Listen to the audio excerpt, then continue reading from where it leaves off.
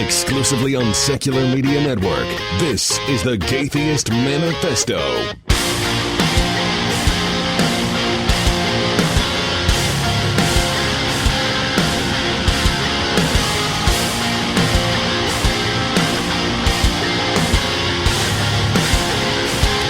Hello and welcome to the Gaytheist Manifesto, your source for news, commentary, discussion, and debate at the intersection of the atheist movement and the LGBT rights movement. I'm your host, Callie Wright, and joining me today is my extra special guest and guest co-host, creator of the Think Stephtically YouTube page and operations director for the Richard Dawkins Foundation, Stephanie Guttormson. Welcome, Steph. Hi, how's it going? Not too bad, not too bad. Thanks for being with me. I appreciate it. No problem. So today we are talking about National Coming Out Day. We're going to be talking about coming out stories. We're going to talk with Stephanie a little bit about her story, and we're going to talk about what it takes to be good allies to people who are struggling with coming out, people who aren't safe coming out, and people who have newly come out and are sort of navigating the world as being newly out queer trans people. But first, Stephanie, let's talk about you. What's your story? It's not very interesting. I'm only writing a book about it. That last part was somewhat facetious, but it's true. I actually ended up having to come out, it felt like 2 or 3 times, especially with my mom. If we're calling, okay, let me ask you this. What are we defining as coming out, and to whom? That's actually a really good question, because I think that probably means different things to different people. So I would say, I would let's just say making it known that you are queer, that you're atheist, that you're trans, that you're whatever. Okay, and are we limiting this to just parents, or do we mean to the public at large? Both. Whatever story is interesting. Okay, just want to make sure. Yeah, I just want to make sure, because they're different things for me. Yeah, so for sure. I want to make sure that we're on the same page. So as far as coming out to my mom as trans, because being an atheist wasn't a problem. It's not an interesting story. I don't want to go to church. Oh, okay, whatever. Anyway, that's how that ended up happening. So the rest of what happened is much more interesting. I came out to my mom when I was about 18. Was being trans, and she didn't really accept it then, and that was borne out in the fact that she did nothing with that information in a positive way. She more just tried to ignore it and tried to continue what she had done when I was younger, and that's to kind of push it out of her mind and also out of my mind, and try to kind of keep me heteronormative and all that stuff. I mean, were there signs when you were younger? Having said that, I am straight, so I am somewhat heteronormative in that sense. Right. I only had to come out as trans, but not the rest of the rainbow, as it were. Well, so I mean, was that a thing when you were a kid? I mean, were you the kid that was I want to wear dresses and I want to wear makeup and all that kind of stuff? And yeah, Mom didn't like that. That's part of what I mean. When I was younger, it was something that wasn't. I won't throw her under the bus. We'll say it was not necessarily encouraged. Right. I hear you. Well, I think it can get complicated with parents, even if they want to be supportive. They grew up in the same stupid culture that we did. And in a lot of ways, it might even be worse for them. So, they're trying to navigate this with the worldview that's been handed down to them. So, I recognize that. It's just, when you're little and you're frustrated and you don't know why you're frustrated, and then other people are being like, you shouldn't be so frustrated because, you're fine. You're like, no, I'm not fine, but you're not old enough to articulate why you're not fine. Right. Exactly. And that's kind of what happened on my end. She was like, what's wrong? And I'm like, I don't know what's wrong. Fucking 8. Right. I don't know. I don't have the I don't have the words because I'm so young. Why are you asking an 8-year-old these questions? Right. And I wasn't taken to the right therapist / doctors, whatever. It was, oh, you have ADHD. And it's like, no, ADHD doesn't make you wear dresses. ADHD doesn't make you want to wear makeup. Y'all need better science. But it was, of course, it's that problem of you take someone to a specialist and they're going to see what's in their specialty because that's what their education's in. Doesn't mean science is wrong. Just means people are biased. Right, they're applying the wrong that's science. What happens when you do those things. Right. So, I mean, what did it take for her to eventually get it? I moved to Maryland for my job at the Richard Dawkins Foundation. And I called her one day and I was like, hey, I'm starting hormones in like a week. I mean, it wasn't quite that abrupt. Right. I was like, listen, I'm going to start transitioning and it sucks for you. you can either be with me during this process or you can just shove off, like I don't need your BS anymore. So that was kind of it might not have been the best way to do it, I admit, but when your whole life you're basically forced by that person or persons to be something you're not, you tend to have a bit of animosity towards them, and it usually comes out that way. We're fine now. I should mention, there's no problem with my parents now, but it took time, and some childhood anger is going to come through there and whatnot. Well, yeah, and I think, when you get to the point where it's ready to happen, you're so done with obstacles, and you've dealt with this thing your whole life, and it's like I'm just done with the whole thing. Like I don't think it became real for my mom until I got my name legally changed. And I showed her the name change paperwork because I took her middle name as like this, loving like gesture of respect because I love my mom and she did a really good job raising me, I feel. And she just didn't seem impressed by that. And I was like, oh, okay. So that's where we're at. Yeah, I mean, as far as that went, there was something similar. Once my mom got to a point where she seemed to respect not the decision so much as the reality, because it's being trans isn't a choice. No one chooses this nonsense. Right. Maybe the choice to transition, but that's just like, I'm going to choose to go get cancer treatment. Like, that's not something right. I don't know. That just seems weird to me. I always compare it to the choice to eat. Like, you can kind of choose when and where and how, but, if it has to happen, it's going to happen. Yeah. So that, and, yeah, once she got to that point, I said, oh, well, why don't you choose my middle name since I chose my first name? And the stipulation was that I would not interfere with whatever name she wanted to choose for me. So it was kind of like, when you're born, you don't really have, excuse me, you don't really have a choice right. as to what your name is going to be. You're just born, and then all of a sudden people start calling you something. So that's how I got Renee. I said, Mom, you pick. You just do things with your brain parts and tell me later on what you want. And I let her think about it for a while, and I went to a name change clinic that was put on by a trans law firm here in D.C. that was working with the Whitman Walker. The Whitman Walker.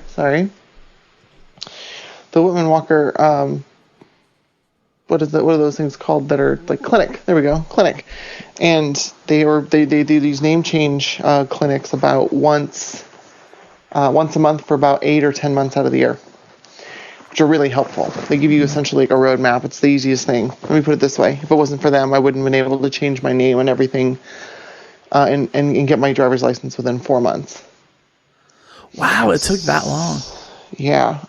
But I mean, most of the time in between is just like you turn in paperwork, wait for people to send you stuff back, and then you have to send stuff back to them, right? It's mostly just waiting for processes to go through. But I'm talking about from start to finish. All of my name change stuff being done in 4 months. That includes my social security card. Oh, okay. Yeah. Everything. Which is, it's intensive because there's a lot more paperwork we have to fill out and do. And that includes gender markers, by the way. Right. When I say name, I mean name and gender. Yeah. All of it. All of it was changed in 4 months. Which was nice. It was very nice. The actual paperwork on my name change says that my name was officially changed on December 31st, 2014. Oh, that's sweet. Do you celebrate like a second birthday, like either like on no, a date? I'm not that sloppy. Come on. What do you take me for? You've seen my Facebook. I know. No. If I get on Born Again Christians for saying you're only born once, what the hell? How critical would that be? Sorry. That's a fair point. This is how logic works. I can't help it. Fair point. Yeah, I kind of put my life in my mom's hands again when I came out to her, except like I told her, because I was like really, really doing everything that I could to try and make her feel better about the whole situation. And I was like, look, if you ever had a girl's name picked out for me, like when you first found out you were pregnant, like I'll go with whatever that name was. And I was like, oh God, I said that. And then I was like, I don't know.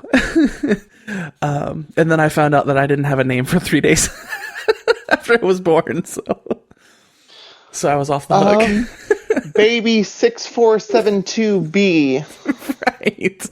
Yeah. I wasn't the only one. That was your name for a while. Yeah. Well, and my brother was the same way. My brother's name is Brad, and he was going to be Wayne and like 3 other different things, and he didn't have a name for like a week after he was born. And it was almost it's like they had 9 months to figure it out. Right. And it was eventually like this kid has to have a name before you leave the hospital. Well, I don't know, because like the son has not spoken to me. Okay, maybe I am making your parents out to be way more Wii fanatics than I properly should. So sorry. No, it sounds something very similar to like, well, but like the stars haven't aligned right. Dude, it's a name. Just say words. No, it was just indecision, and the fact that my mom and my stepdad couldn't agree, which is big shock there, because they didn't agree on much ever in life. Really? So I'm so surprised. Right. Wait, hold on. So you're telling me, hold on. Let's just let me unpack this. Let me make sure I'm following along here. You're saying that 2 human beings had different ideas about a very important thing? 2 very, very different human beings who probably shouldn't have been married in the first place. Wow, I am so surprised that they had a differing opinion on a thing. Yeah, wow. It's crazy. Do go on. Right. Oh, in other news, water's wet. I don't know if anyone knows that. That's breaking news. Just heard here first on the Gaytheist Manifesto. Right. Water is wet. We have confirmed. Yeah, getting secondary confirmation as we speak. So no, like I don't know. It was just going back to what you originally asked me, straying very far, of course. As far as her accepting it, that was probably like a big moment for her, because she was like, "Oh, I get to name girl you." I guess like in her mind, right? Right, she gets to kind of rename or have a chance to be involved in renaming me. She's always been very appreciative. At least she's always said she's been very appreciative of that, and that it was very helpful for her in, determining things like or navigating her feelings and all those squishy things about transition. Right. And so what about more publicly? I mean, were you already you were already involved in activism and all of that kind of stuff, before this? I mean, there were friends that knew for years and years and years, even before I was 18. But because I couldn't be super open about it, only a few people knew. As far as publicly, that happened kind of twice again, because, I tried to come out when I was younger and it didn't work, under a different name that a certain faith healer has used against me for... Anyway, moving on. Right. Moving swiftly on from that. I probably publicly came out around the time I told my parents. I changed my name on Facebook, and because it's all super official now. Right. Yeah. That's when you know it's real. It's not the legal stuff. It's Facebook official. I changed my name before it was legally changed. Come at me, bro. So dumb that they even do that. Zuckerberg's going to send people after you. No, once my name was legally changed, it was like, haha, you can't do nothing to me. Yeah. And I was able to also change my URL for Facebook. Yeah. Yeah, that's big giveaway. I haven't been able to change mine because I already changed it once. You can't change it twice. So, yeah. I sigh in your general direction. I know, it's dumb. Yeah. So, I mean, was any of that a big deal in any sort of activist circles that you were in, or was it just kind of like big deal in the sense of negativity? No. Big deal in positivity, yes. I was huge amount of support from people. At the time, while the RDF offices were being, literally being built next door to the Secular Coalition, I was in an office in Secular Coalitions, in their office space. And since those are the people I was going to be working around and so forth, I figured I might as well tell them, and there could not have been a more supportive group of people. So, just so everyone knows, everyone of the Secular Coalition is pretty awesome. That's awesome. Yeah, well, and I watched people's reaction when Danielle Moscato came out, and I was just like, wow, that's like the wave of like amazingness and support and positivity, because that was like right around the time that I was kind of trying to work my way into starting, being a part of the atheist movement and stuff like that. And I was like, I don't know how people are gonna act towards me. And I was like, oh, okay. So people are cool in the movement. At least some of them are. As we know. Some of them are. Yeah. I know what you mean. Yeah, I'm sure you and I have both met plenty who aren't. Yeah, I kind of do a talk about, I don't do it all on jerks. But I have a whole slide of slurs and things that have been said to me about other people that I just go, just so everyone, and since I tend to talk mostly at atheist conferences, most recently at Apostacon, which I do want to somewhat get to because it was kind of cool. Yeah. Because I talk to atheists, I have to remind them, I go, so guys, everything you're about to see on this slide came from an atheist or a group of atheists.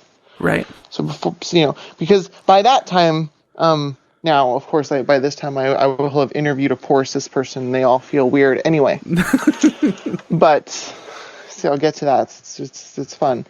But that being said, they're at a point where they're feeling really good about themselves because they're there and being supportive, and they've been laughing at my stupid jokes and whatever else is going on. But then I get to bring them back down to earth and go, I don't want anyone getting, too comfortable in here, because this is what some of our atheist friends said. And a lot of them were appalled. I heard audible, ooh, the oohs and ahs and ouch kind of sounds that you hear from people seeing those kind of hateful things being said. And they're kind of taken aback, and I go, yeah, see, this is why I have to do what I do, because otherwise, it'd be fine. But this is the kind of crap that goes on in our own movement, and that's nonsense. Yeah, I've left almost every single atheist group I've ever joined on Facebook specifically for that reason. Because people want to pay lip service to being allies, but then they make a joke where they dogpile on the idea of oh, it's a woman with a penis, that's so weird and funny, let's make jokes about it constantly. And I'm like, hey guys, that's not really cool. And then it's why are you being so sensitive? I'm an ally, why don't you just accept it? And I make jokes about me being trans all the time, and so do some of my friends. But they're within a very, very particular context, and not at the expense of me, or you know what I mean? Oh yeah, absolutely. There's a difference, and it's not a matter of taking a joke. It's but when you say oh, it's the guy with the penis, haha, it's okay, that stops being funny. Yeah. Well, and I participated. Not a joke anymore. It's you're just being a jerk. Well, I participated in a comedy skit on a podcast that we spent. Do you know Adam Reeks from the Herd Mentality podcast? I do not know. Okay, he's a great guy, and it's a good podcast if you listen to podcasts. Not everyone does. But basically, I did a skit with him where we were talking about this awful character that he has meets a trans person for the first time, and we spent 4 or 5 hours on Skype discussing how to make this not the butt of the joke can't be that he had sex with a trans person. because that shouldn't be the joke. So the joke was that he tricked me into sleeping with him as a Christian bigot. So we turned the stereotype back around, and it ended up being really funny. So it's like, I always point to that as like, there can be jokes involving trans people that are really funny, but if the punchline is girl with a penis, like, that's you're not doing it right. So I probably have an opinion on this particular matter that might differ from yours. Okay. About a particular show that has tried to do this joke, and that would be Family Guy and their treatment of Quagmire's now mother, Yes. Ida. Right. A lot of people who I've talked to, and I know this because I've talked to them, and they're like, yeah, I don't like that part of the show. I've had many of my trans friends tell me that. I differ on them in that because I see the joke as not being necessarily that the joke is on Ida. So much so is it's because it involves something with Quagmire, which, if you know the relationship between Brian and Quagmire, it's not the best. Right. They don't really like each other. The joke is more Brian is as a perpetual, I don't know how much we can cuss here, asshole to Quagmire and in general, just like that whole side of the character base. Like, they just don't get along. And of course it would be Brian being a jerk, and of course it would be that. Like, that to me is the joke. Like, yes, of course he's a jerk about it. Because there's nothing else aside from the snide comment here and there, and it's more making fun of the bigots, because you can tell that they're bigoted, and then you can tell that, like, the show doesn't agree with it, because they make them out to be, I don't know, they all seem very mean when they do it. And, instead of everyone, like, going, oh, yes, of course, like, I agree with you, they're more just snide off comments that no one really rallies behind. That's fair. I know I'm alone in this. Well, no, it's been a long time since I've seen that episode, in fairness, and I'm gonna go back and watch it again, keeping that in mind, and see what I think. Because I and that isn't to say I don't see how it can be taken the other way. I just don't. Because also, in the end, it's also a cartoon. Right. And you know what I mean? Like, when people get mad at stuff about South Park, I go, it's a cartoon. Ladies and gentlemen, like, this is not real. Right, but the Sissies episode of South Park was so good. Oh, this entire season is, like, making me cry. Okay, anyway, back to oh my god, we're so off topic. Let's get through Apostacon. Yeah, quickly, let's talk about Apostacon. Just because Apostacon was super fun, and I got to see a lot of people, but I also got a really cool note from someone. I won't read the whole thing. I don't know, tacky. Right. But I got a note from somebody through Sarah Moorhead. She sent me, this note from an attendee who I won't name, and she didn't name. But let's just say that the overarching theme of the comment was, why the hell do you have a cis girl talking about trans issues? You lazy bastards. Come to find out that she goes to see the talk and was like, oh, I didn't know she was trans. And had said, boy, I'm glad I didn't put my foot in my mouth. Because, so essentially, just that story is, I was accused of being cis. What a dastardly thing to be accused of. Yeah, it was sad. I've been accused of being cis on the Facebook Transgender Alliance group too. Yeah, like, I left that group too. People, like, you're just as bad as them. Right. Well, yeah, and that's I left that group because of that attitude from people. Just couldn't handle it. But anyway, back to the Apostacon comment. It was very positive. It was very like, I learned so much. I interacted with Steph throughout the whole weekend before her talk and had no idea. I am so glad I didn't assume, and actually went and saw it. So there's someone who had the opposite bias, right? Not that they knew and didn't want to hear it, but that they thought it was weird. It was a weird dynamic for me to hear that someone was actually wrestling with this idea that I might be cis giving a trans talk. Right. And it was good to hear that they were like, what's why? I'm not saying it's not possible. That speaker just can't speak from experience of any kind. They can just give you raw facts. I wouldn't be opposed to it either. As long as the information gets out there, a talking rock could do it for all I care. It doesn't bother me. But that she was thinking about it was encouraging. Yeah, because that's definitely like some like 201 level stuff. Some like 201 level cultural competency stuff. Like when you have and I mean that's a talk for a later writing. But as far as like that just experience was pretty crazy. And then I got a really long note from someone in Canada from the non-conference I was speaking at, who said in short that my talk brought him and his son closer together because he was able to confirm that he in fact raised his son correctly to like accept people and like, you know, have not an open mind in the woo kind of way, but being able to take in new information and be like, oh, does this make sense? Or doesn't it? Oh, this does make sense. This makes perfect sense. And then assimilate that into their current knowledge instead of trying to fight it. And he said, yeah, like that talk really brought us together because it helped me confirm that he was raised correctly in terms of those issues. That's awesome. I actually had a similar conversation with the first atheist conference I ever went to, and I'm not going to tell the story because I don't have permission to tell it. But yeah, it was a similar thing. It was, you know, parent and kid, and this whole thing makes no sense, and it kind of makes a little bit more sense now after listening to your show. So it was definitely super gratifying to hear stuff like that. You know, and that's why I do what I do. So, so any other cool stuff before we move on to our listener coming out stories? I just took my second batch of hormones for the day. Nice. I don't know how exciting that is. It just happened. Yeah, it's exciting. I took mine right before recording, so. Oh, so you're better than me. I see how it is. That's what it is. I beat you. You beat me to it. I probably took mine much earlier in the morning, though.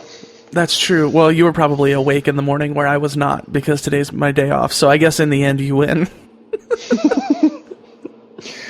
I'm not trying to make myself win. I'm just stating facts. And if the facts say I win, girl, more power to me. Fair enough. Enough. I will listen to the stories now. If you would want to play them, because I'm interested to see what they are. Well, they were all emailed in, so I'm going to read them. We're going to take a quick break first, and we'll be right back with listener coming out stories on the Gaytheist Manifesto. Here's an excerpt from Fear of Physics by Lawrence Krauss. A physicist, an engineer, and a psychologist are called in as consultants to a dairy farm whose production has been below par. Each is given time to inspect the details of the operation before making a report. The first to be called is the engineer, who states, "The size of the stalls for the cattle should be decreased. Efficiency could be improved if the cows were more closely packed, with a net allotment of 275 cubic feet per cow. Also, the diameter of the milking tubes should be increased by 4% to allow for a greater average flow rate during the milking periods." The next report is the psychologist, who proposes the inside of the barn should be painted green. This is a more mellow color than brown and should help induce greater milk flow. Also, more trees should be planted in the fields to add diversity to the scenery for the cattle during grazing to reduce boredom. Finally, the physicist is called upon. He asks for a blackboard and then draws a circle. He begins. "Assume the cow is a sphere." This old joke, if not very funny, does illustrate how, at least metaphorically, physicists picture the world. The set of tools physicists have to describe nature is limited. Most of the modern theories you read about began life as simple models by physicists who didn't know how else to start to solve a problem. These simple little models are usually based on simpler little models, and so on, because the class of things that we do know how to solve exactly can be counted on the fingers of one, maybe two hands. For the most part, physicists follow the same guidelines that have helped keep Hollywood movie producers rich. If it works, exploit it. If it still works, copy it. I like the cow joke because it provides an allegory for thinking simply about the world, and it allows me to jump right into an idea that doesn't get written about too much, but that is essential for the everyday workings of science. Before doing anything else, abstract out all irrelevant details. There are two operatives here, abstract and irrelevant. Getting rid of irrelevant details is the first step in building any model of the world, and we do it subconsciously from the moment we are born. Doing it consciously is another matter. Overcoming the natural desire not to throw out unnecessary information is probably the hardest and most important part of learning physics. In addition, what may be irrelevant in a given situation is not universal, but depends in most cases on what interests you. This leads us to the second operative word, abstraction. Of all the abstract thinking required in physics, probably the most challenging lies in choosing how to approach a problem. The mere description of movement along a straight line, the first major development in modern physics, required enough abstraction that it largely eluded some pretty impressive intellects until Galileo. Fear of Physics by Lawrence Krauss. Find this audiobook and many more at atheistaudiobooks.com. The facts you won't hear in church. Before we jump back into the show, it's time to thank our patrons. Thank you so much for believing in us enough to contribute to us financially and for being a part of this movement. Patrons of the Gaytheist Manifesto have access to all sorts of cool stuff, like a big shout out on the show, premium content, including an audio journal I've decided to keep documenting the more personal stuff I don't dive into on the show, and an exclusive patrons-only hangout once a month. If you're so inclined, head over to patreon.com/The Gaytheist Manifesto to become a part of this movement and support the show. Thank you.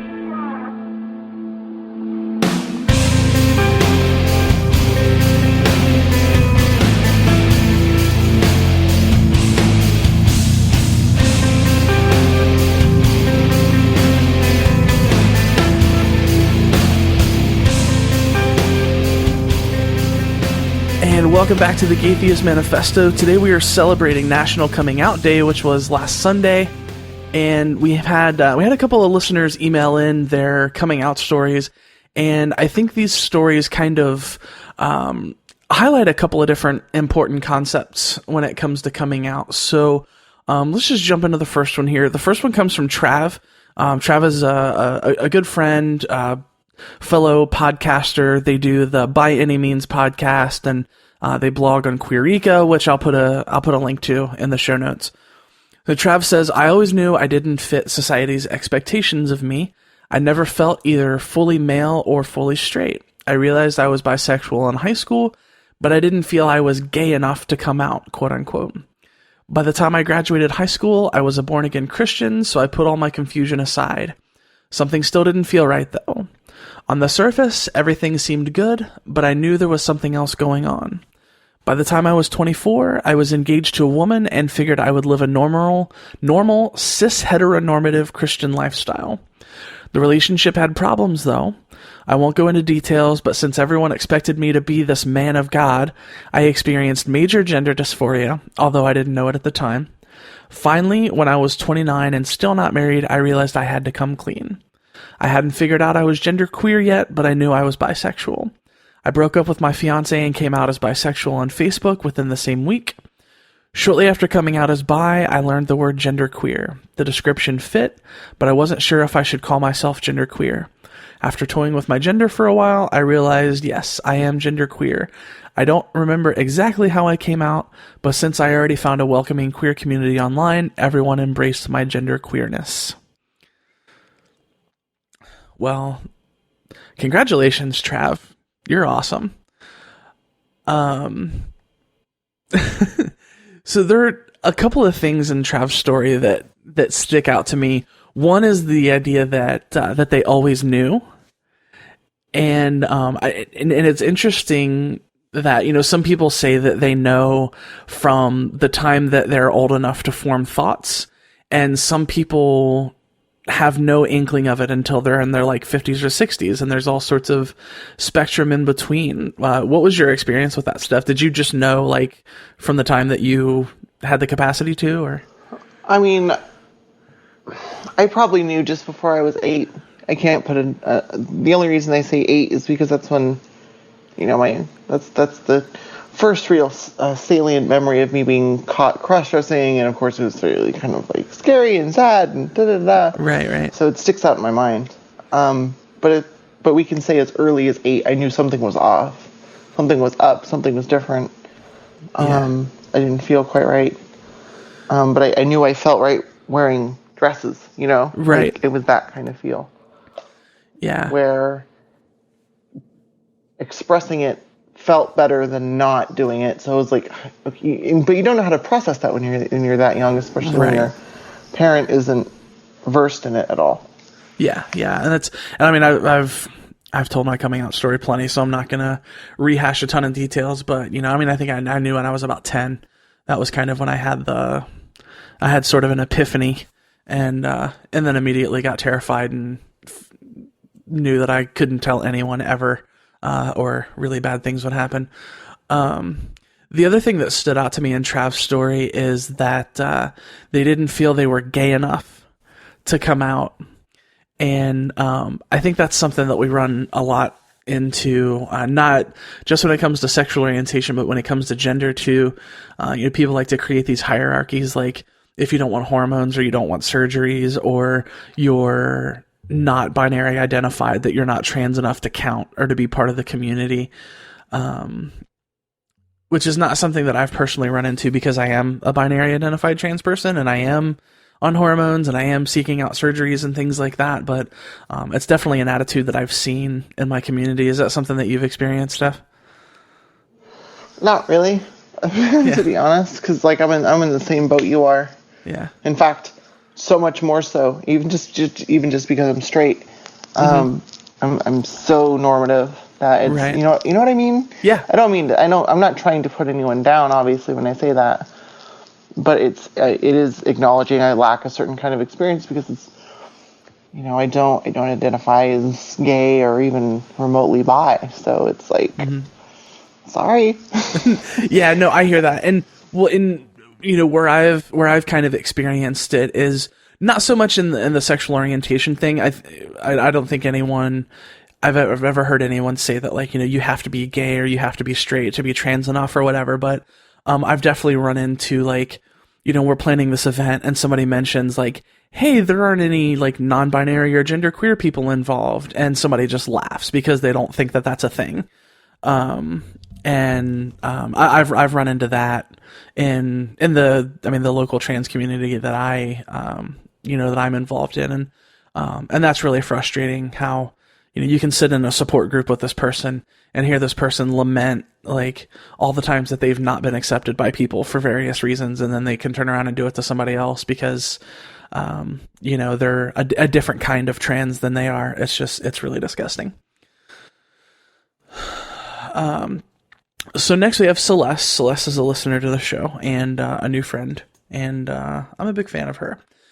So Celeste's story it's a bit long, and I've edited it down a little bit, but I think there's a lot of important stuff to unpack in here. So Celeste says, I tend to overthink things and focus on worst case scenarios, and realizing I was transgender brought a torrent of horrible thoughts. I don't think I need to go into most of these, but some big ones were that I was scared my family would not accept me, and even thought I'd lose some friends and family. I could not have been more wrong. The first person I told was my older sister. It happened when I was helping her shop for a birthday present for our mother. While in her car, I admitted that I was questioning my gender. Once I got those words out, I broke down into tears. Some from fear, some from the relief of telling someone. Her response was perfect, reassuring me that I am perfectly fine. Once I managed to calm down, I had one of the most affirming and loving conversations of my life. The second person I managed to come out to was my best friend. We always message each other on Google's chat program during slow times at work, usually about programming or video games. I told him through this, and he immediately started asking questions and started to research trans issues. He also helped me work through my fear of therapists and encouraged me when I almost walked out of my therapist's office before the first appointment. The third person I ended up telling was my current therapist.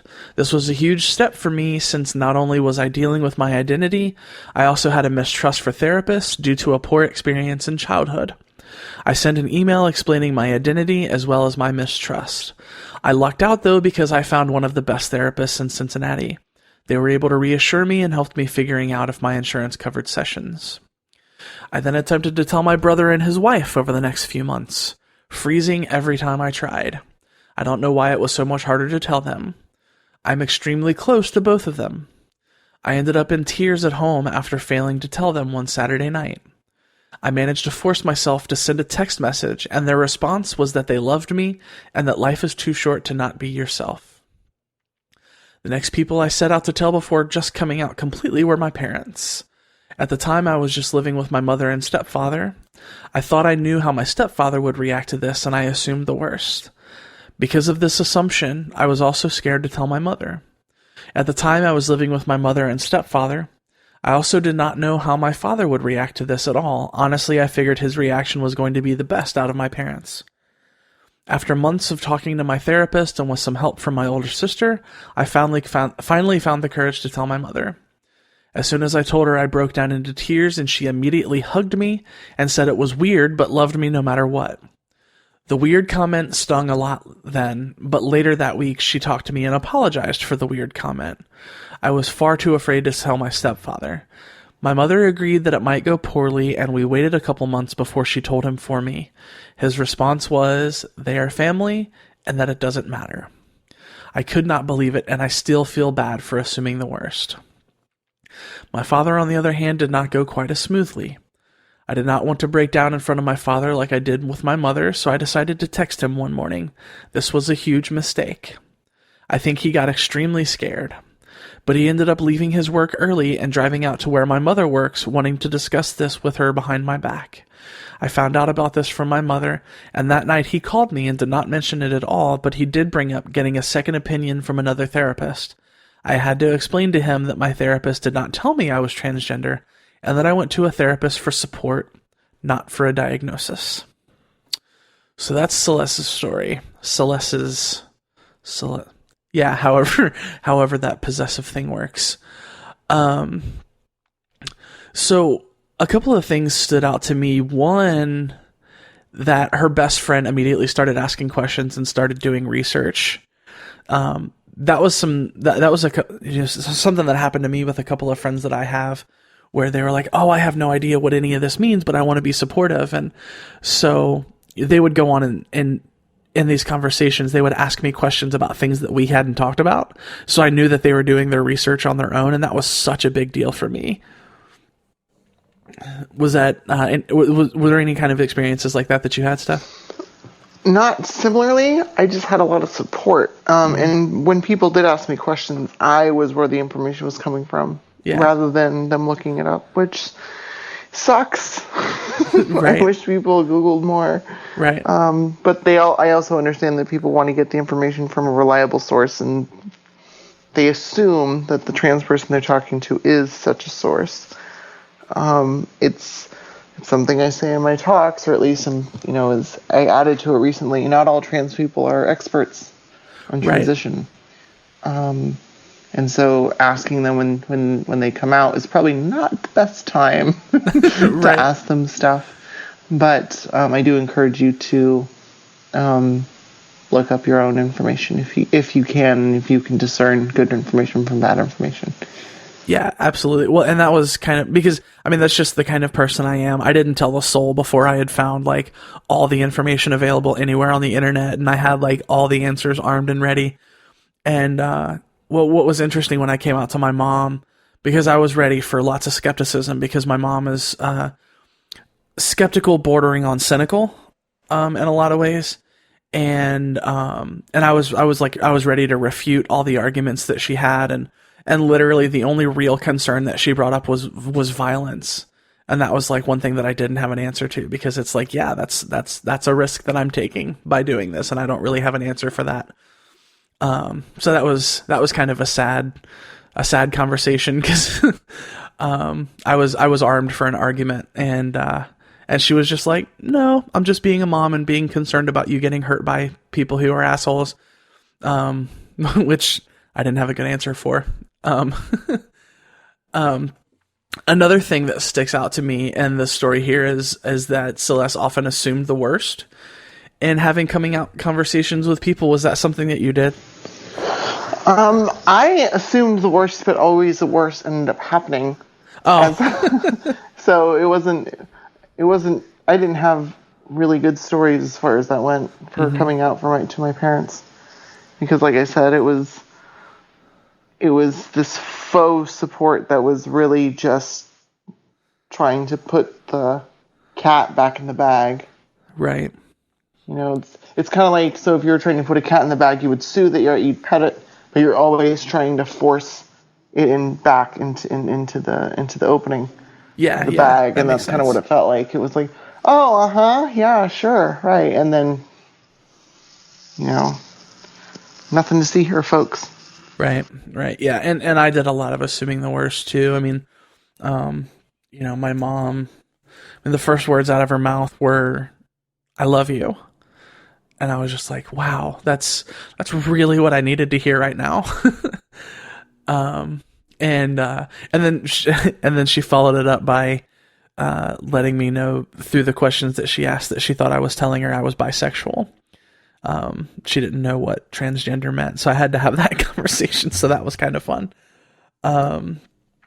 But yeah, I did a lot of assuming the worst because that's just the kind of person I am. I always assume the worst, and it usually turns out like even if it's bad, it's not the worst.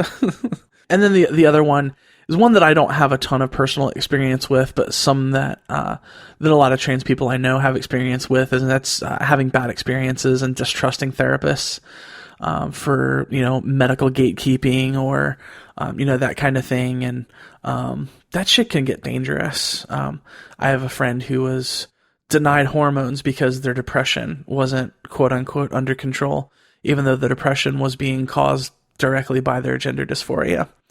So yeah, that's another thing that I can kind of identify with in there. I have a bit of third party experience with that. Mm-hmm. And the only thing I can say is medical people have kind of a responsibility to gatekeep to a degree. Right. To a degree. You can have informed consent, but if they don't feel like you are going to be able to handle it, then it's their responsibility to not do something that you won't be able to handle. Right. And I say that because I'm in a situation where I can't reveal anything. Sure. But I can just say that there's a situation I know of wherein there's a person who's being denied a particular aspect of their transition, not hormones, but for a different aspect of their transition is being halted because the therapist in question doesn't think that they're ready.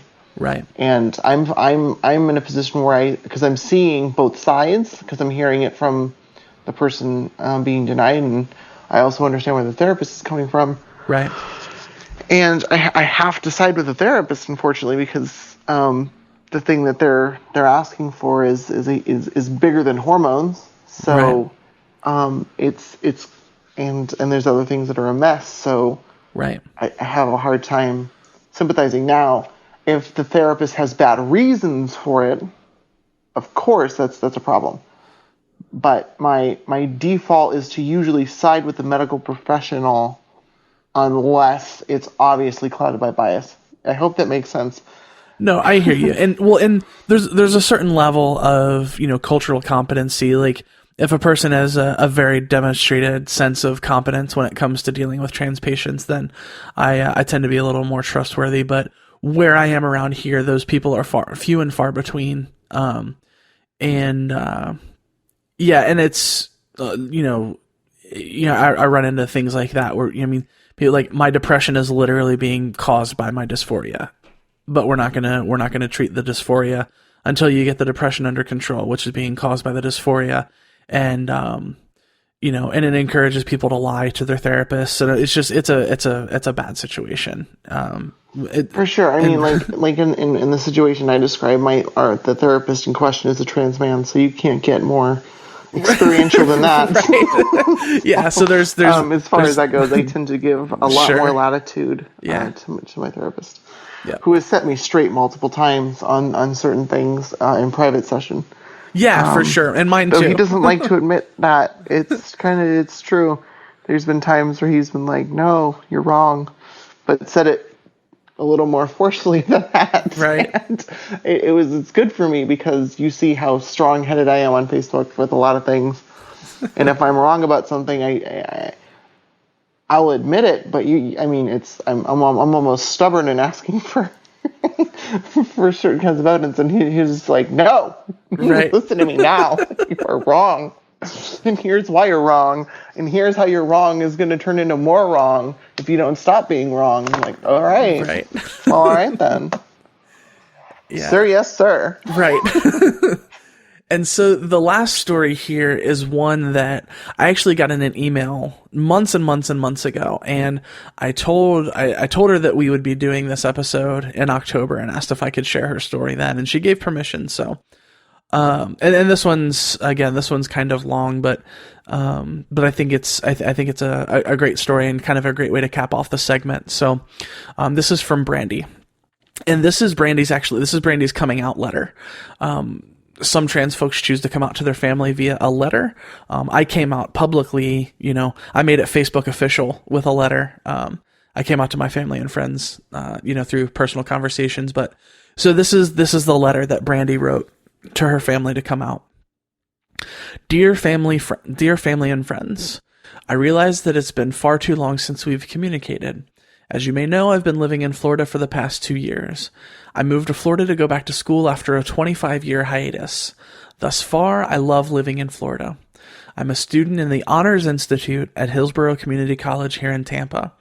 I've been going to school here for 4 semesters now, and I have only 1 more semester until I earn my associate's degree in the liberal arts. After I receive my AA in December, I will transfer to a small liberal arts school to work on my bachelor's degree in anthropology. School is going great for me. I am one of the top students in a school that has over 47,000 enrolled students. In the 2 years that I've been back at school, I've been awarded multiple scholarships. I've been on 2 study abroad trips. I studied in Belize and in Guatemala. For 2 semesters, I was an officer and board member for the Honors Institute's academic club Arete, I guess is how you say it. Furthermore, for 2 semesters, I was vice president of HCC's chapter of the National Society of Collegiate Scholars. In 2015, for my academic excellence, I was recognized and selected as who's who among universities and colleges in America.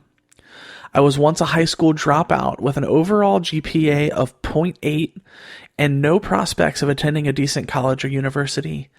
Now I'm an honor student with an overall GPA of 3.9, and my academic achievements are recognized on a national level. My future looks bright. I am very proud of my academic accomplishments, but my academics is not the reason I'm writing this letter. I'm writing this letter to you because I want to tell you about my transformation. I am a transgender woman. Being a transgender woman is something that I have discovered about myself only 6 months ago. Yeah, those last few sentences may be shocking and confusing to read. Believe me, when I found out that I'm a transgender woman, I was shocked and confused also. I've had 6 months to process this information, and you've had only a few minutes to try to process that statement I just made. Coming out to family and friends can be very difficult, regardless of whether that coming out is as a gay man, a lesbian woman, an atheist, or a transgender woman. Coming out is not an easy thing to do, but I believe it's an important thing to do. Harvey Milk once said, "Every gay person must come out. As difficult as it is, you must tell your immediate family. You must tell your relatives. You must tell your friends if indeed they are your friends. You must tell the people you work with. You must tell the people in the stores you shop in. Once they realize that we are indeed their children, that we are indeed everywhere, every myth, every lie, every innuendo will be destroyed once and for all. And once you do, you will feel so much better." Harvey's words ring just as true for transgender people coming out as they do for gay people coming out. Acceptance can only be achieved through understanding. Although writing this letter and coming out to all of my friends and family is one of the hardest things I may do in life, I think it is also one of the most important things I can do. This semester, my philosophy professor gave me an opportunity to write a paper about self-identity. So I decided to write that self-identity paper about my transformation. I wrote that philosophy paper with a dual purpose. I wanted to get an A on the paper, but more importantly, I wanted to write that paper as a coming out statement that I could send to you, my family and friends. I'm not asking you to accept my life paradigm shift, nor am I asking you to like the way I'm living my life. Your acceptance or rejection of me being a transgender woman cannot and will not change the fact that I am a transgender woman. So I'm not asking for your approval. I'm not asking for your support, nor am I asking you to change the way you feel about me. I love being a transgender woman. I love being me. The only thing I am asking from you is that you take the time to read my paper with a sense of empathy and understanding. I do hope after you read my paper on self-identification, you may start to understand my journey.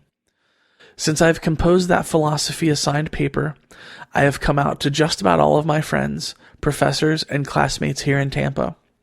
Moreover, since May 12, 2015, I have been living as a woman full-time. I've had laser hair removal treatments to rid my body of the layer of fur I once possessed, and I've been on hormone replacement therapy since April 10th. My skin is now much more soft and smooth from my hormone replacement treatment. My hair is long and beautiful, and my breasts have already grown into a 36B cup bra. My body is beginning to appear far more feminine than it did just a few months ago. I no longer present myself to society as masculine male. I no longer go by the name Brian. I prefer and feel more comfortable when I am called Brandy. Thank you for taking the time to read through this letter, and thank you for reading my attached philosophy paper. If you have any questions concerning my transition, or if you would like further clarification about my journey, then please do not hesitate to contact me. Sincerely, Brandy. Man, that's pretty heavy. There's lots of stuff in there. Yeah, yeah.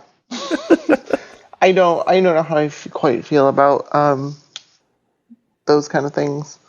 Yeah, well, and I would say as far as how long they are and right. Like I get they want to get a lot of stuff out. I guess that's just how other people choose to do it. It's not how I would have done it. Well, I mean, one thing that I can kind of identify with in here is that, she talks about, being a high school dropout with a GPA of 0.8. And then, now that she's happy with herself, she's got a GPA of 3.9 and she's on, the National Honor Society and all this sort of stuff. I mean, was that sort of a transformation that you kind of feel like, the rest of your life was just made more sense? I don't know that it made more sense after I came out. The only thing that made more sense was the frustration and how I felt, but a lot of other stuff about my life was kind of imposed on me, so. Gotcha. Yeah, I don't know. For me, I don't know that anyone noticed a huge outward change in me, but, for me, what I always say is it became a lot easier for me to be the person I always wanted to be. It took a lot less effort to do all the things that I really wanted to do as far as, being into activism and, being there for people and going out of my way to, feed my relationships with people and that kind of thing. And then the other thing here is that she said that she only discovered this about 6 months ago. So that's, just kind of another highlighting of, an experience that's different from what a lot of people have. Some people know basically their entire lives and some people don't figure out until later in life. The other thing that I want to comment on here is the Harvey Milk quote that she put in her coming out letter. I think that's something that I'm going to have to take exception with. I am not one to tell people that they have to come out, because I know how dangerous it can be. And I am not one for saying that you should risk your meal ticket or, your place to live or your entire support system if that's not something you're comfortable doing. I'm not comfortable pressuring people into doing that kind of thing. Although I understand the sentiment. I mean, coming out helps visibility and visibility is a good thing, but I don't know. I'm just not into pressuring people, if that makes sense. That makes perfect sense. I tend to agree though, like I said, there is something to being like, let me put it this way. If there is a support network in place, then you have no reason to not come out, as far as I'm concerned. We might differ on that a little bit, because I do think that it helps more than it hurts in the long run for you to come out, and hiding yourself is not the thing that you should do. Well, right. And I mean, I will say, I mean, I've talked to tons and tons of people about coming out, and I mean, even the people who have suffered the most horrible consequences still say that it was worth it. And that it was something that they felt needed to be done. And it's not something that, you know, if they could go back in time and take back, that they would do.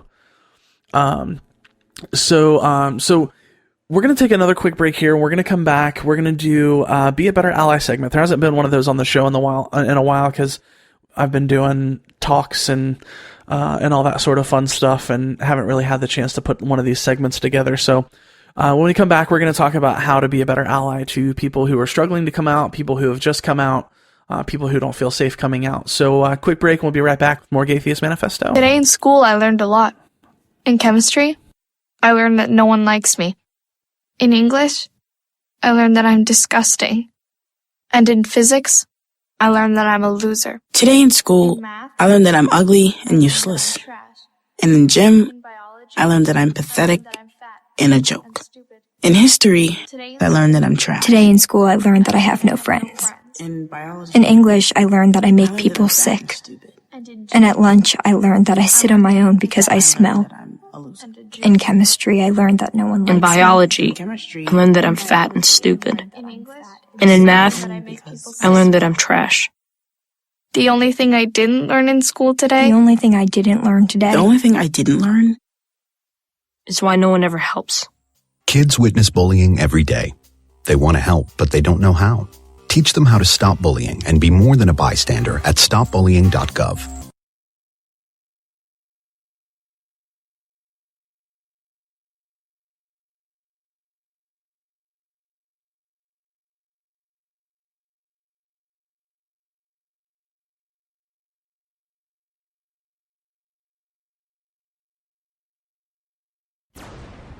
The staff of Secular Coalition for America lobbies U.S. Congress on issues of separation of church and state, and they've become a powerhouse for change in the United States government. You'll definitely want to subscribe to receive their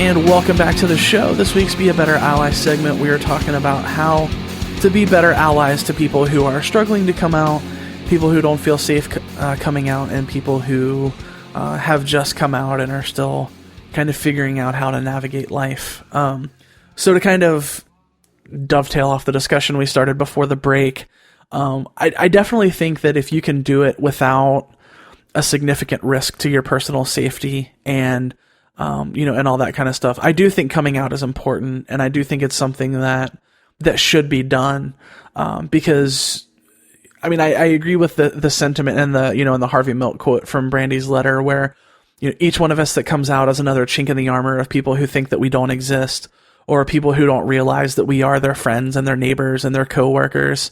I had a really funny experience with someone at work who I just assume that I don't pass very well, as much as I hate that whole concept. I just assume that everyone I meet knows that I'm trans because of the way that I look.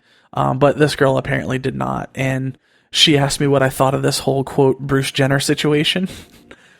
And so I got to have a conversation with her about trans visibility and how, cultural reference points are important, but cultural reference points might not always be the perfect role models. And and it turned out to be a great discussion. So now she knows a trans person. So I think that kind of thing is important.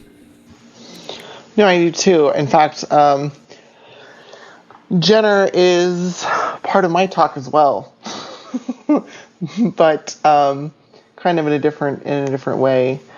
I'm sure in the show notes I can send you my talk in Canada, since the only one I have video for right now. But Caitlin's a part of my talk, not to venerate her, but more to kind of point out that she's done a lot of harm to us as a community in one very particular sense.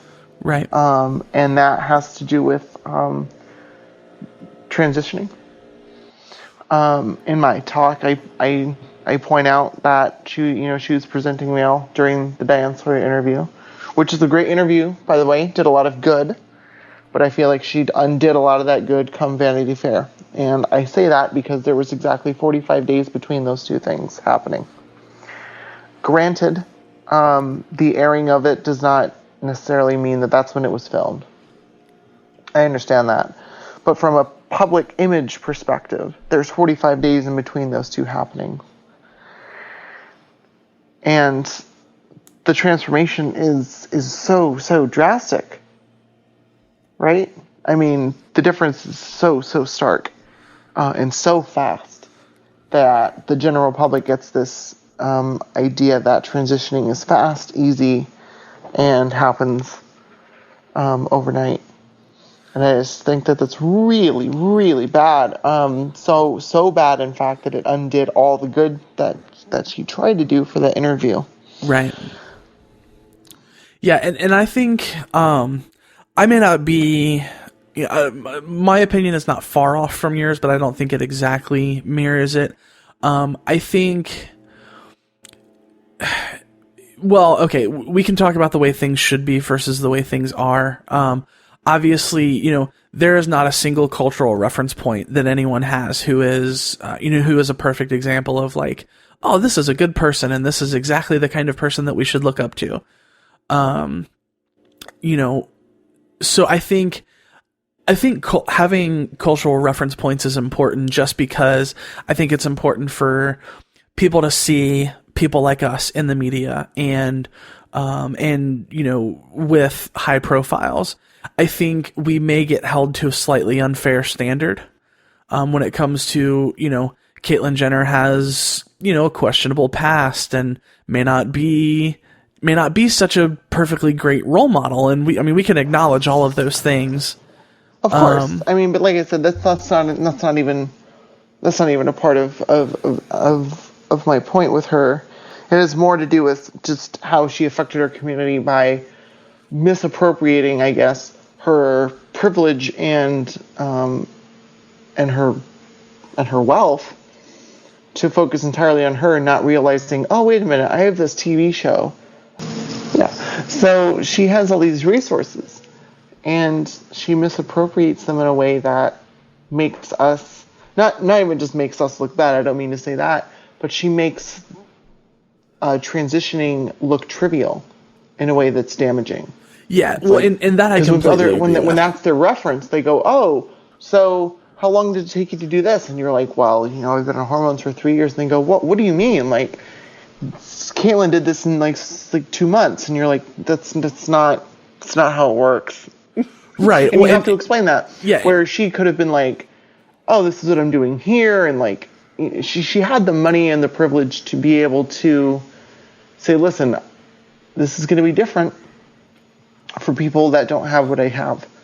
But just because it's accelerated doesn't mean that, think about what's going on with people that don't have my privilege and how much longer this takes, et cetera, et cetera, et cetera.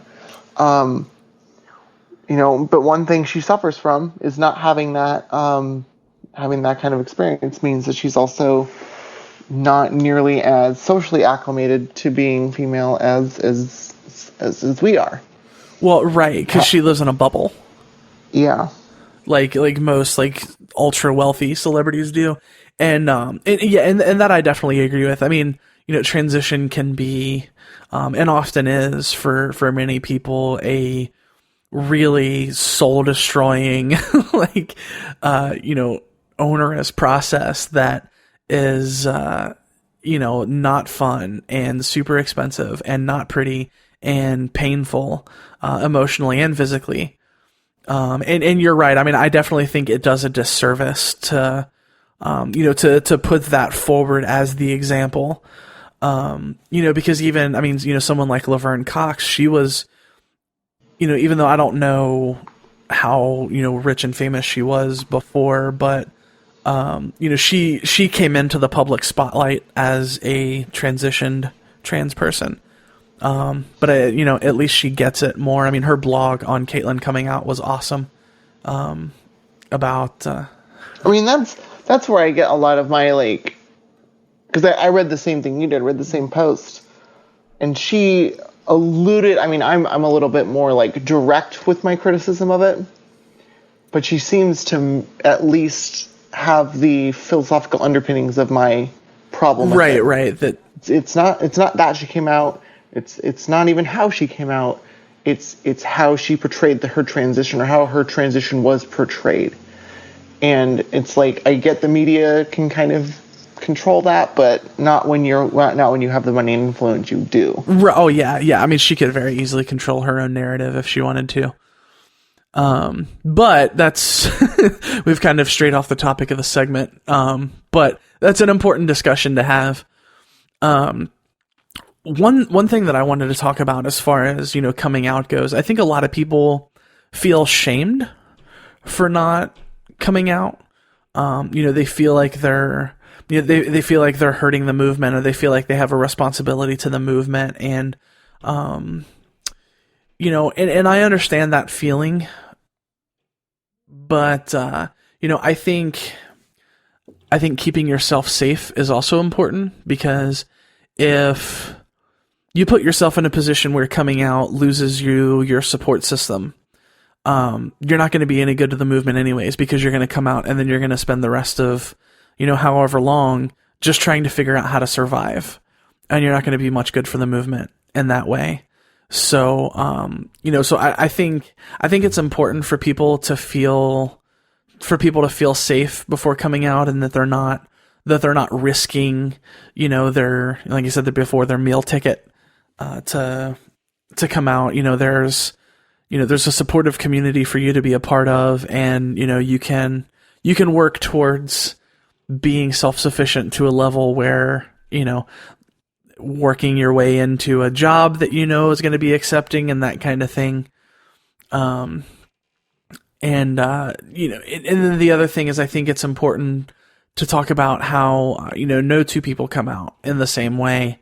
People are in different situations in life, different positions in life. And, there are some people who do these spectacular, very public coming out, because, if they're a public person, I saw one of the criticisms that I saw when Danielle Moscato came out was, part of the release that American Atheist put out was that, she considers this a personal matter, and this is the last you're going to hear about it from us. And and a bunch of people were like, well, if it's a personal matter, why are you putting it all over Facebook, and why are you putting it all over the media?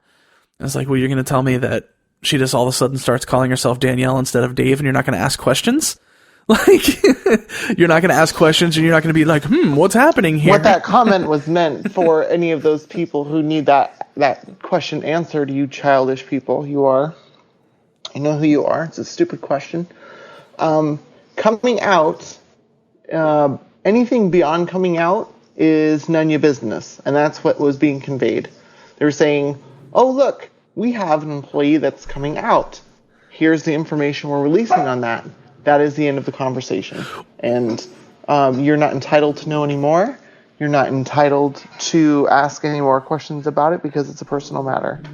If you want to know more about, being a transgender person, there's plenty of stuff online. There's plenty of people like me, you, and Xenia. Right. Which, by the way, all of us were on Seth Andrews' podcast not too long ago, so you can go check that out. Right, God.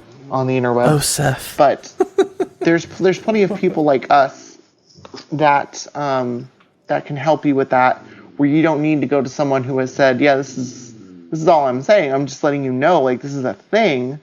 Like you said, you're going to start calling me Danielle now, and you're not going to ask questions? Or you're not going to, there wouldn't be a question as to why. So we're in a no-win situation now, all of a sudden. But, yeah, I that's so dumb. So dumb. So dumb if you ask that question. I agree. Sorry. And, sorry.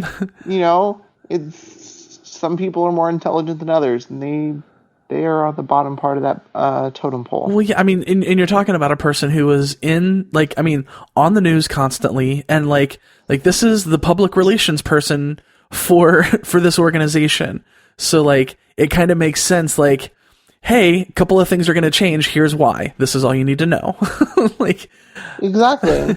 It would just be like if they changed personnel. Right. Yeah. It would read something like, there was a decision on our part. This is what it is. We're not saying any more than that. No one's like, oh yeah, well, if it's so internal, why are you telling all of us? Like, do you know how dumb you sound? You sound equally stupid to that hypothetical person. Because right. There isn't much difference. You understand? Like, I don't get it. I don't get how that's not so super obvious to everybody. And then and then the other thing that I think is important to talk about is to not try and build a hierarchy of how out people are. I think people who are, public advocates and who go out and speak about these issues, I think sometimes people like to put people like you and me and Xenia and, and other folks who do this kind of thing, like on a pedestal for like putting ourselves out there. And, I just like to say, like, I'm doing what I'm passionate about, and, with whatever talents I happen to be born with, that doesn't make me better or, on some higher level than anyone else, just because this is a thing that I like to talk about, because I think it's important. There are lots of people, there are lots of trans people who are doing important work that doesn't really have to do with trans people. Like, I know trans people who, work to end poverty, and trans people who work to end hunger and homelessness. And, they're not always the ones necessarily standing up and talking about trans issues. And it doesn't mean that, they're less important or less cool than any of the rest of us. No, that's true. I've been told many a time at many a conference, oh, aren't you brave? Or, you're doing this really important work, and like, I really look up to you. And I'm like, I don't really feel comfortable with that yet. And it's very obvious in how I respond. I'm just like, whoa. Do me a favor. I'm afraid of heights. Take me off your pedestal. I don't need that. I'm not better than you. I'm just a person. Okay. I'm just trying to explain stuff. You know what I mean? And yeah, I know that comes off as being kind of bitchy, but like you said, we're like I just said, we're just people. Yeah. But we just happen to have the now. I will say this. I am pretty focused on educating our community. Right. Whether or not I educate the general public or not, it will be a decision I make later. I mean, yes, I am writing a book, but like my talks and like going to speak publicly so far has been purposefully centered on our group, our in-group. Yeah. Because I feel like of all the people that should and can do better, it's us. Yeah. I know that's super, talk about putting stuff on pedestals. But I just feel like this is the community, that's the kind of work I like to do. Like, when someone called me a trans activist once, and I was like, no. No, I'm not a trans activist. I'm a skeptic, and I'm an atheist activist, if you want to say anything like that. That's where most of my quote-unquote work is about. I just happen to be able to speak about it because I am trans, and I have a desire to educate people. Yeah. Once I don't feel like it's necessary or helping, I'm going to stop. Right. And that's kind of been to something else. Yeah, and that's kind of where I've been at. Not even necessarily. I mean, I started getting involved because I did audio production work for Dogma Debate, and getting to know David, who I'm better than because I pronounce your last name correctly. That is a fact, Yeah. And I don't know if David listens to the show, but I really hope he does and hears that. But most of my audience for the show is atheist community folks, and obviously there's overlap. There are plenty of LGBT folks in the atheist community. But I'm giving my first talk at an LGBT event on atheism in a couple of weeks, and I have a feeling the audience is going to be far less receptive to what I have to say than when I'm giving a talk about, trans stuff to an atheist audience. So I'm pretty interested to see how that's going to go. Callie. Yes, love. Let's celebrate all those people that came out on the 11th. Whoever they are, wherever they are. Yeah, for real. Congratulations, all of you. I wish I had a soundboard where I could make sound effects and we could do like a big audience applause thing. Yay! You need to put an audience sound effect in there. Yeah, I'll do it in post. All right. Well, was there anything else important that you think that we didn't talk about when it comes to coming out and how we can be better for people? Oh my goodness. Y'all need to do just a couple things for me personally. The first thing you need to be is supportive and let them know that you care about them. Right. Don't be like, oh my God, I wanted a gay friend, or oh my God, I'm always wearing a trans friend. Oh my God, just shut your face. And that has happened before. I've always wanted to be. I've always wanted to have a trans friend. I can check that off my list now. Any harder? It is not about you. It's about them. Oh, I've actually had somebody tell me that I've always wanted a trans friend. I can check that off my list now, and I'm like, God, that's swing and a miss, partner. God. Thank you. Yes. So it's you have to, when someone says, oh, I'm coming out to you, do not make it about you, because I have news for you. It's not about you. Right. The second thing you need to be is understanding where they're coming from. If they have struggles, if they need your help, telling someone, be like, hey, look, I ain't doing that. Like, you just, sometimes, and it depends on where you are in the pecking order. If you're the first person, then you're going to need to be a rock. If you're the 50th person, then you need to be a pebble. Right. You just need, you know what I'm saying? Yep. I'm doing good at analogies today. Look at me go. I am so proud of you. I'm proud of myself. Super big time. I have never been this good.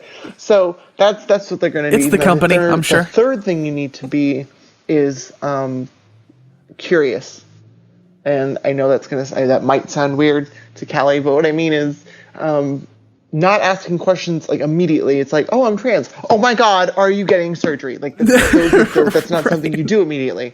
But like after, stuff's kind of settled and you've already been supportive and you're already understanding stuff, maybe if you've already done a little bit of research on your own, then when you talk with this person, be like, hey, I was wondering if we could like talk about it, because like I'm curious about things and I want to help support you more. And what have you, and understand the process better. That's the order I would do in a very short 3 packaged thing. But number 1's probably the most important. And unless Callie has any more, I'm going to shut up now. No, I think that's all good stuff. I think that's, I might word it differently because I'm a different person, but, but yeah, I mean, that's all good stuff. Yeah. I don't really have anything super, crazy to add to that. So, well, I guess that's going to do it then for this episode of the Gaytheist Manifesto on Secular Media Network. Stephanie, thank you so much for giving almost an hour and a half of your time now. I really appreciate having you on and your contributions to the show. Oh, you're welcome. So sincerely, I was very excited to be on. Oh, that's so awesome. So, tell me where people can go on the internet to find your YouTube channel and all of the other things about you. Okay, well let's start with YouTube. You can go to youtube.com/Thinking Stephtically. I am a wordsmith for sure. Yeah. You can also find me on the Twitters at the Matheist. That's TheMatheist. I'm also on Instagram under that, but I don't post quite a lot there. And you can also find my Facebook page at facebook.com/Think Stephtically. Awesome. Well, thanks again for being here. You can find our show on Facebook at facebook.com/The Gaytheist Manifesto. You can email us at thegaytheistmanifesto@gmail.com. I'm on Twitter at GaytheistCallie, And you can find the show on Twitter at The Gaytheists. Before we go, I want you to know that if you're lost, you're hurting, you're scared, if you feel like no one cares and no one understands, you need to know there's a community out here that loves you, cares for you, knows that you're capable of amazing things and that you are worthy of love. If you're struggling, please don't be afraid to reach out. Until next time, friends, this is the Gaytheist Manifesto.